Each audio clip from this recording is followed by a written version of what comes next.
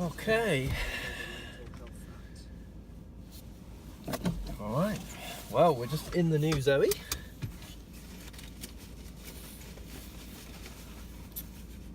And we're going to have a little drive to see a friend.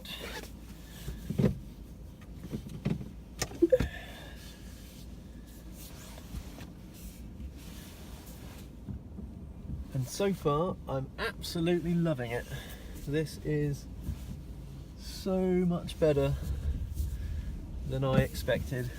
I thought this would be a toe in the water to electric cars, and you know, it might be good for running around town, but actually the amount we drive, I think this could be our main car almost.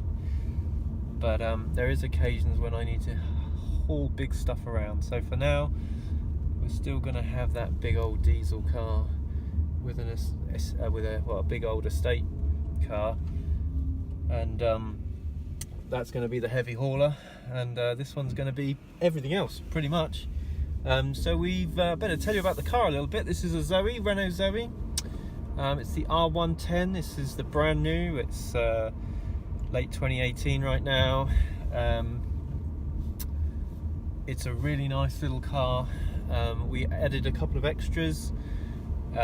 So we've got heated seats, just in case the heaters weren't that good really. Plus our last car had heated seats, so we didn't want to give those up. We also went for the Bose sound system, which I didn't realise had a massive subwoofer in the boot. But worst case scenario, you can take it out, so that's okay. So not too bad there. And actually the sound system is amazing, because as you can hear, hopefully hear, the car is completely silent. You can't hear the motor whatsoever. The only thing that you get that you can hear slightly from the outside is the kind of simulated low speed sound when you're going below kind of 20 miles an hour. You can kind of get this sound coming in, which you can hear. Sounds like a spaceship, but I don't mind that. It just is hilarious watching people's reactions to it, really. But this car, I mean, there's a couple of things with this car already I've noticed which I don't like, but they're like so minor. Firstly, the headlights. Why aren't they LED? You know, I guess it's an old design, so maybe that's why. And the brakes, when you're traveling slowly, there's no regen, so the first little bit of travel on the pedal is much bigger because that regen doesn't cut in, so you don't have that regen. So there's a little bit of a moment when you go to sort of when you're in slow moving traffic and you put your foot on the brakes, you know, just give it that little dab. Nothing there, so you have to dab it a little bit harder. But you know, that's a kind of minor point really. But this car is cheap. It was actually cheaper for us to buy a new one than a second-hand one on Auto Trader. Plus, if we'd gone for a second-hand one on Auto Trader, we wouldn't have got the R110. So the cheapest we could have got this car was about 13,000, and that's with the battery lease, obviously, and the EV grant, the government grant.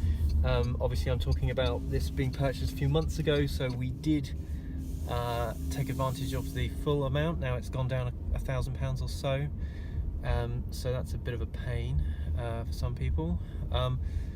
But Renault were also offering at the time a £4,000 dealer contribution into the bargain as well. So you're taking several £1,000s off the price of the car. So we ended up paying something like, I'll look it up, but it was about 15,000 for this car. And there's pretty much everything on it apart from leather seats and the reversing camera. So I'm pretty impressed with that. And talking to the dealer the other day when we picked this car up, he was